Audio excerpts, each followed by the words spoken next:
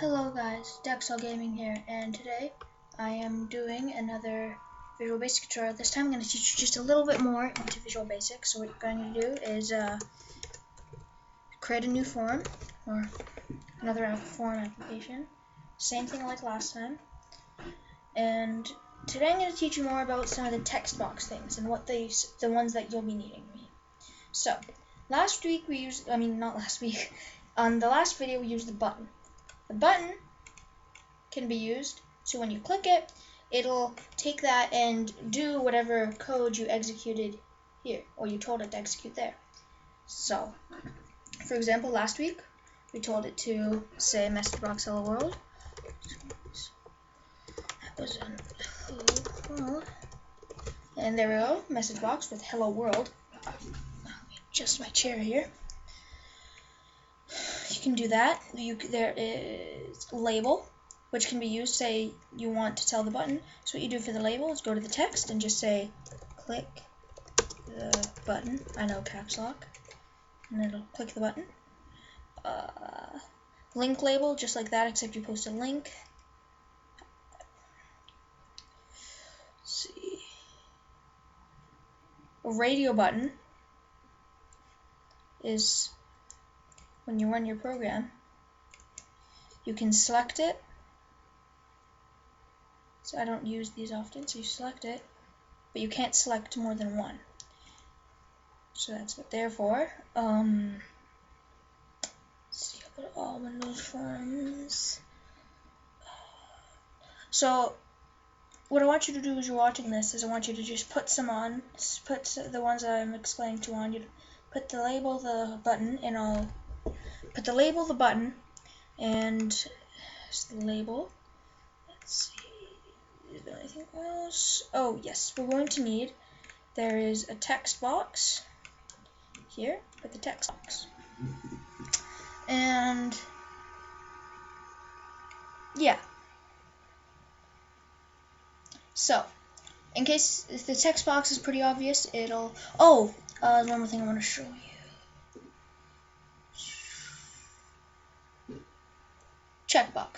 Checkboxes are like the radio buttons, except if I just opened the code for that, it's okay. If I just run the program, say you want to select stuff, you can select both, or all of them, depending on what you have. I do not need this code here. It's okay, guys.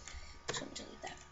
So, what you want to need on your screen is go and take a label, a button, and a text box. So the text box is for entering text, so the user enter text.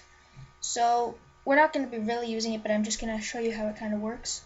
So take your label. You don't have to set the name, just set it to whatever you want. I'm going to keep it at click the button. Change the button and take the button into show my variable. Oh yeah, can't have spaces. That's the name. Variable. Because today we're going to learn about variables. You haven't guessed by the fact that I was trying to write variable button with capitalism. Oh, my computer went beep. Don't know what that means, but it means something. Now change the text to show the variable. So I'm just going to show you what the text box is, then we can delete it. So you can just type text in it, and then the show the variable button does hello world right now, because that's what I just told it to do already. But what we're going to do now is change, I'm going to make the button bigger to make it show everything. So you have to have, you can also change the size of the form. You have to have a label that says click the button. You don't have to, but I'm just going to show you how to use it, because this can be used for, say you want something where you have somebody fill out a survey. You would have a layer, unless you want to enter the text in the text box right off the bat, because you can do that and change the text to the text box. Well, I don't have a text box right now, and they'll have to backspace it, but I'll just prefer to put a label there that tells it, so that way they can't edit it. And yeah, and then you have a button that would maybe save all of it, but we won't get into that. So double click on the button. I already have it up, so you won't have this message box in the world. So now what we're going to do is I'm going to show you how to use variables. So in order to use a variable is something that can be replaced for something else. Say you have a variable and you want to set x. So you want to set a variable like x. Don't. So x, and this isn't how you write it. So you just rage. Stop. X. Don't need that. So x, you want to say it like equal to hello Dexall or whatever your name is. X, you want it to be hello Dexall, so you just have a message box that with the word x, not the x attribute. And we're getting a bunch of errors because you don't just say x is equal to hello Dexall. There's a lot of errors. Okay. So in order to create a variable, what you want to type is dim, which means dimension, I think, but just dim. And then you want to type your variable name. I'll set Dexall as, then you have as, so you have dim, then the variable name as, and the word as is when you wanted to dim it as either a whole number. So you want to either have it, there are a couple of types of things you can dim it. You can dim it as a character, which is symbolized by char, which means a single character like A or like B. And of course all this stuff is popping up. You can set it to a string, which can be something like hello. You can set it to integer,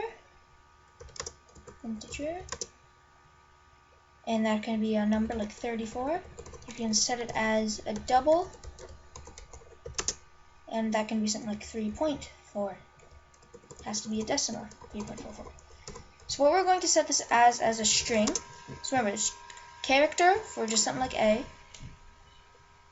String equal to a string of text. Integer is equal to numbers without decimals, and double is with decimals.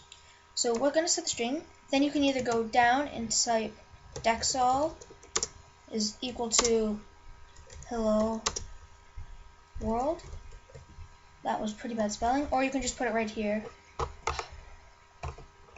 to hello world. If you want to pop up, it's Windows 8. Sometimes it's equal to hello, and don't forget your quotation marks.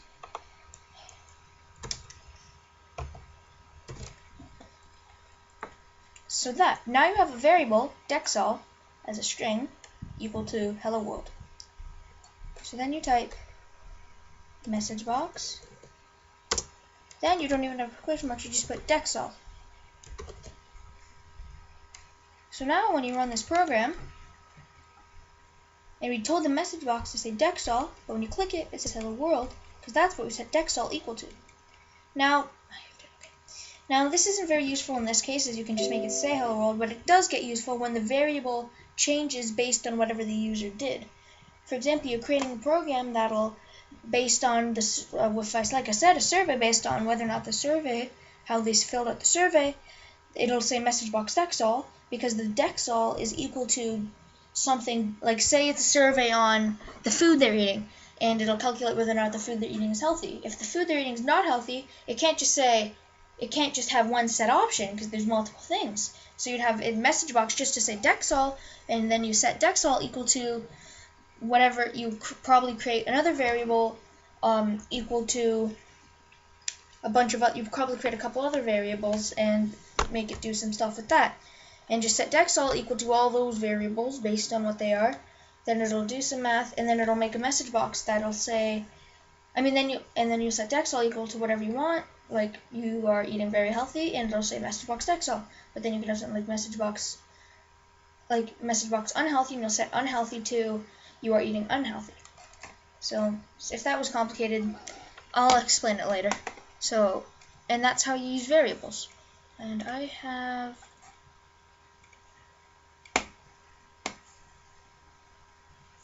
don't know how much longer I have to record. It's pretty much done. It's 9 minutes, and that's how you use variables. Bye.